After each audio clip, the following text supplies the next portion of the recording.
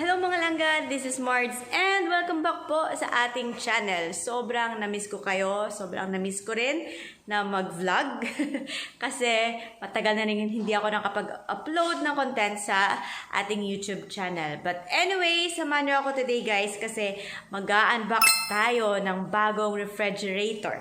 And actually, naghihintay ako ngayon kasi i-deliver nila kasi ngayon. So, naisipan ko, why not i-unbox natin and ipakita ko sa inyo or i-share ko sa inyo yung mga features ng refrigerator na napili namin. I am actually super excited kasi mas malaking ref, mas bagong ref po ang darating. So, tara, samahan nyo ako and let's do the unboxing.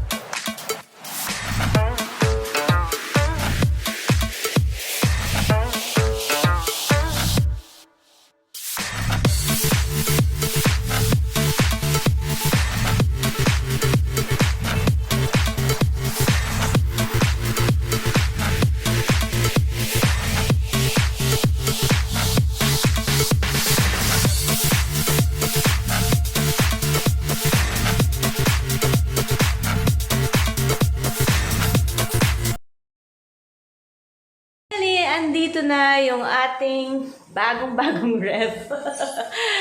Sorry, na-excite lang kasi ako kasi syempre, kakaroon tayo ng bagong ref and super ganda niya and super laki niya. So, very convenient pag marami tayong groceries, pag marami tayong pagkain para sa ating malaking family. And I really love na marami kang pwedeng paglagyan sa loob. Yung problemahin lang natin is kung paano natin pupunuin yung sa loob. Medyo malaking budget yung kailangan natin dito. Anyway, this new ref, yung brand natin is LG. Tsaka, efficient energy saving din siya. I think it's a 24 cubic feet ata siya. And at the same time, inverter linear compressor na po siya. So, this is one of the newest or latest product ng LG. And alam naman natin na LG appliances, matitibay naman talaga. At saka worth it din naman yung babayaran nyo po. So, let's open the ref para makita natin kung ano yung laman. Actually, wala pang laman. May mga plastic pa. So, sabi kasi na nag-deliver, kailangan natin i-rest muna yung ref kahit 3 to 4 hours bago natin siya i-turn on. So, bago natin i-turn on rin, kailangan kunin lahat ng mga plastic na nandyan sa loob. So, itutur ko na lang kayo sa ref kahit na walang laman. Anyway, hindi po ito sponsored ng LG. This is actually sponsored by our Lola Helen. Charot! So, thank you. Thank you, Lola Helen, for this blessing dyan, diba? So, si Ellen ay super excited na rin kasi mahilig yung kumain at mahilig yung mamukas ng ref. Ito po yung ating LG Ref. Meron tayong installation guide kasi nga kaka-deliver lang so bawal pa nating i-on. At least 3 to 4 hours po na yung hintayin natin na makapag-rest siya tsaka natin i-turn on. So sinasabi rin dito na efficient energy saving siya, less noise, and with optimal temperature control. And siguro pag na-turn on na natin yung ref, ito yung lalabas na mga options like express freezer, ano yun? VRS. Tapos may freezer, tapos may door, alarm, fridge, and lock. Hold 3 seconds. Ganun. So, two-way door siya. Pagbuksan natin yung right side, ito yung makikita natin.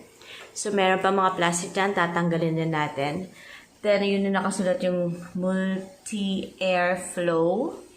Ito siguro yung kanyang model. Ayan. So, ando dyan lahat ng kanyang mga model number and etc. and etc. And then, ito lagayan na lahat ng food nyo, juices. And at the bottom, pwede nyo lagyan ng fruits and vegetables. So, sa door, dito na side, marami ding lagayan, eggs, and lahat ng stuff na pwede niyong lagay. Pwede dyan. Ang laki na at ang luwang, sobrang dami niyong mailalagay dyan. And, on the left side, ito yung freezer na part. So, pwedeng lagyan ng ice cream, ice, lahat ng pork and meats, and frozen foods nyo. Pwede nyong ilagay dito sa freezing zone. Ayun. So, napakaganda niya. Amazing. Ganun. So, kukuha na lang ako ng next time pag pwede na natin siyang i-on. Tsaka na ako magdadagdag ng video pag meron na siyang laman at ma-on na natin siya. So, see you guys.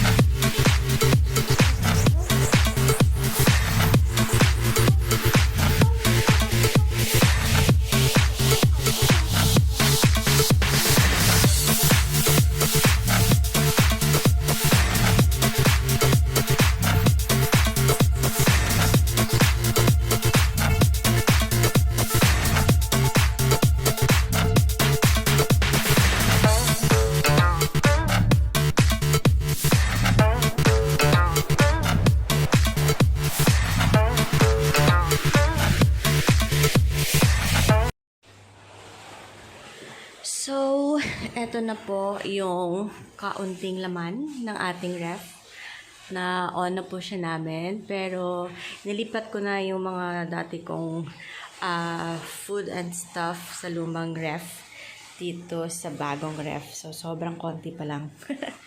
Konting-konting laman, halos walang laman.